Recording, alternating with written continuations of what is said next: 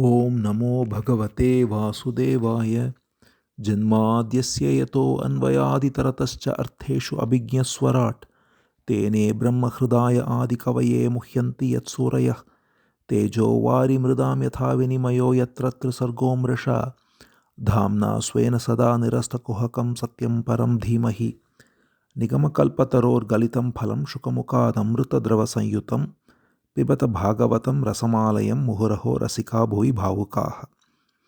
We enter now the 25th chapter of the 11th Skandha of Bhagavatam, continuing with Uddhava Gita. So Krishna now instructs Uddhava in this chapter on the nature of the three gunas. Having described the essence of Sankhya Yoga in the last chapter and how Prakriti is made of three gunas, which in turn becomes various categories that were described, now Krishna specifically describes the three gunas and how they work independently of each other to affect a man. So he first describes the qualities of the three gunas. So the quality of rajas is that it is of the nature of regulated mind and senses, forbearance, clear judgment, an ascetic quality, truthfulness, compassion, good retention in memory, contentment, negating oneself, that is, ready to sacrifice, absence of desire for sense gratification, and so on. And these qualify for the ways of Sattva, the way of purity. Then for the way of Rajas, hankering after sense gratification, self-centered activity, arrogance, being unsatisfied with anything, inflexibility, stubbornness, diversity, seeing diversity among people, and being very bellicose, arrogant, looking for praise, exerting valor, strength, intolerance, and all of that. This is Rajas. And then the third is Tamas, which is being stingy, being malevolent, being hypocritical, committed to grief and delusion, gloom, drowsiness, laziness, fear. All of these are the qualities of Tamas. So we can clearly see the three modes in which one's body and mind functions. And sometimes they interrelate and sometimes they are predominating independent of each other. So the quality of Sattva is conducive to purity, which in turn realizes the pure nature of God, Bhagavan, Supreme Being, whereas the qualities of Rajas and Tamas cloud the consciousness within and get one attached to the body and mind very strongly.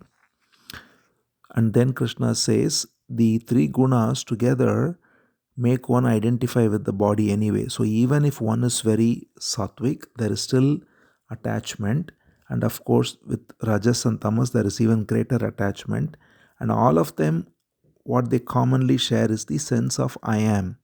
That is, one thinks I am peaceful, or I am passionate, or I am angry, depending on which guna predominates. But regardless, they think there is a me, a separate self, and therefore they think the peace is my peace, or the passion is my passion, or the anger is my anger.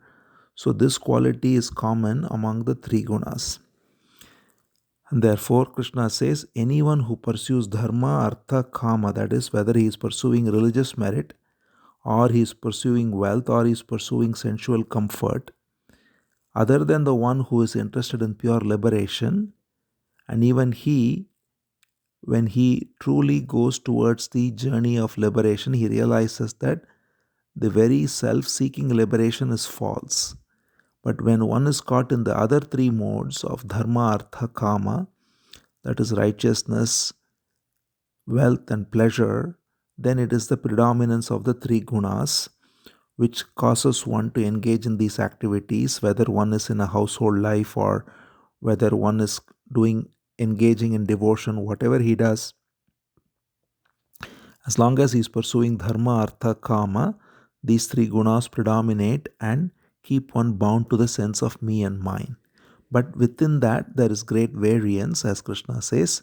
If one is situated in Sattva, then there is a great sense of purity which is conducive for ultimately being free of the sense of me and mine.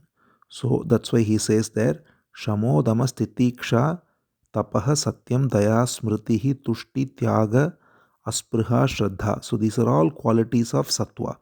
Shama Dama is regulation of mind and senses, Titiksha is forbearance, Tapaha is austerity, Satyam is truthfulness, Daya is compassion. So all these qualities are predominant in Sattva, which is conducive for one to inquire within, one to surrender and thereby be free of the ego. Whereas in the case of Rajas and Tamas, the qualities are very binding and clouding the truth within. So Krishna says one can know by looking at a person, if one is very self-regulated, one can see that he is predominantly endowed with sattva. If one is full of passion, we can deduce that he is predominated by rajas. And if one is full of anger and so on, he is predominated by tamas. And even in the way of devotion, Krishna distinguishes now, he'll go on to distinguish all the various activities and qualities, how they manifest through the three gunas, starting with devotion itself. So Krishna says, when one is devoted without any attachment to his results, so this is karma yoga. When one is engaging in activities but surrendering the results unto me with devotion, he is in sattva. But if one is seeking the results for his own pleasure, he is in rajas. And when one is not just seeking results for himself but wanting to harm others through his activities, then he is in tamas. And Krishna says all these qualities, by the way, tamas, rajas and sattva, are only for the embodied soul or jiva. That is the mind and the body, which is in the nature of prakriti, is what is endowed with the three gunas, and the false identification with them is only for the jiva.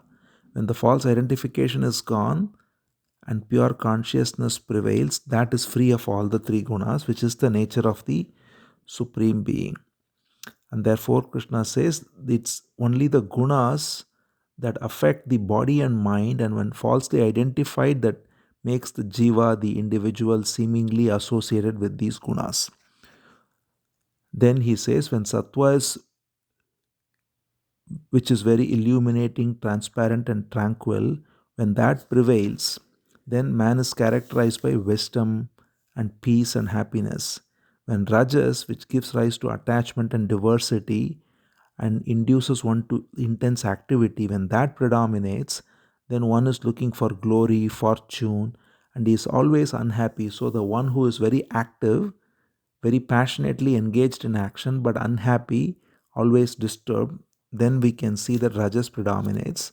And in that one who in whom tamas predominates, which perverts judgment, which clouds vision, and which induces dullness, in such a person we can see grief, depression, infatuation, causing harm to oneself and others, excessive sleep, and so on.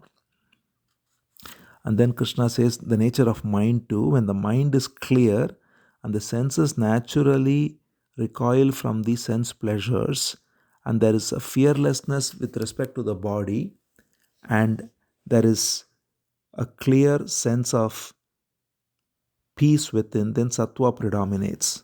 So he says here, Yada chittam prasidete indriyanam cha nivrittihi dehe abhayam mano asangam tat sattvam vidhi matpadam.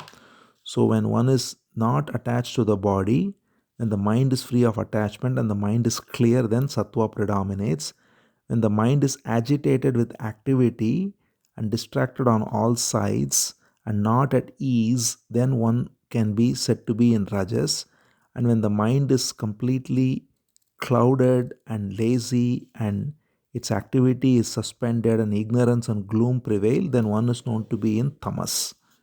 Then Krishna goes on to say that even in the states of the day, waking, dream, and deep sleep, one can see waking state is when sattva predominates, dream state is when rajas predominates, and deep sleep is when tamas predominates. But what runs through all three of them is the fourth, which is the eternal state called turiyam. He says, Sattva jagranam vidyad rajasa swapnam adishet Praswapam tamasa jantos turiyam trishu santatam. So turiyam means the fourth state, and the fourth state is said to go through all the three. So it is not that fourth is fourth separate from the first three, but it is that which runs through all three. So just as three different types of golden ornaments all have gold running through them. So gold can be said to be the fourth, but it's really not the fourth because it's present in all the three. Similarly, Turiyam or the pure beingness is present in all the three states of waking, dream, and deep sleep. But when men are identified with this, they correspondingly go higher or lower. So Sattva takes them higher and higher, Tamas takes them lower and lower, and Rajas keeps them disturbed in the same areas, in the same level of consciousness. And therefore, Krishna says, when one who is identified with any of these gunas, he correspondingly goes to heavenly or very pleasurable places with Sattva, to very dark places with Tamas, and to intermediate places with Rajas. But when one has transcended the three gunas, then such a being is situated in me. So the one who has gone past the three gunas is the one who is truly free. And therefore Krishna says, whatever one does, if one is looking at one's duties, the duties also, if one is engaging, as already mentioned, with the intention of just offering the results to the Supreme Being without any personal expectation, that's Sattva. Doing with expectation of reward is Rajas. Doing with the intent to harm others is Tamas. Similarly, even in knowledge, knowledge which is interested in self-inquiry is Sattva.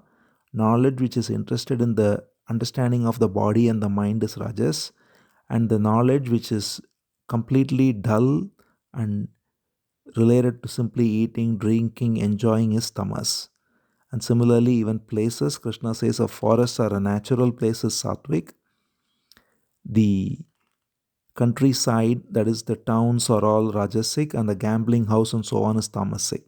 But in every case, Krishna says that which transcends the three, so a temple, a place which is conducive to satsang, is considered to be beyond the three gunas. Similarly, even in doership, one who is doing without attachment to results is Sattvic, one who is doing with attachment is Rajasic, one who is doing with no clarity at all is Tamasic, but one who does without any doership at all is beyond the three gunas. Same with food. Krishna says the food that is wholesome, pure is Sattvic, the food that is very tasty for the senses is Rajasic, the food that is unwholesome is Tamasic, but the food that is offered as prasad, offered to God Supreme, is beyond the three gunas.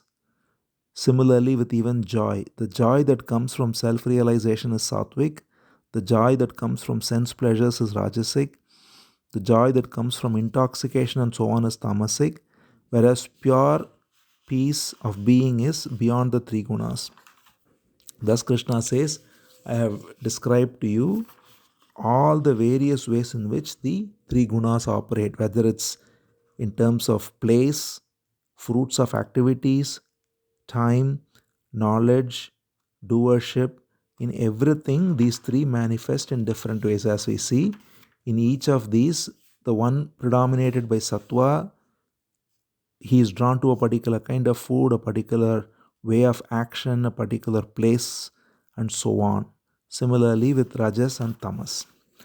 So Krishna says, know that everything is pervaded by spirit and matter, Purusha and Prakriti, and therefore all that is seen in this world is made of essentially the three gunas, and the three gunas hold sway over everything and all actions performed, and the embodied soul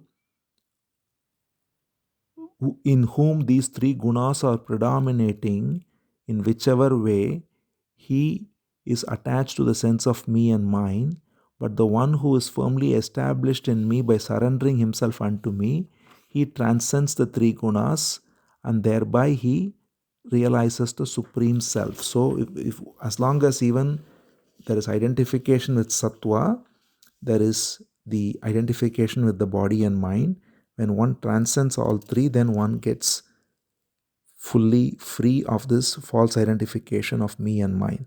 Therefore, Krishna says, in this human body, which is suitable for knowledge and realization, one has to engage in activities in such a way that there is no attachment to three gunas, and thereby one can elevate oneself. He says, Tasmat deham imam labdva jnana vijnana sambhavam gunasangam vinidhurya mam bhajantu vichakshanaha. Therefore, simply surrendering unto me and being free of all the three gunas, having understood the three gunas and how they manifest when each of them predominate, and thereby being free of the three gunas, free from attachment to any of the gunas, the wise one has to first get over rajas and tamas by cultivating sattva, and then be free of sattva as well, and thereby be free of this sense, the false sense of me and mine, and transcend all the three gunas and recognize the truth of the eternal being. With this chapter ends. Om Namo Bhagavate Vasudevaya.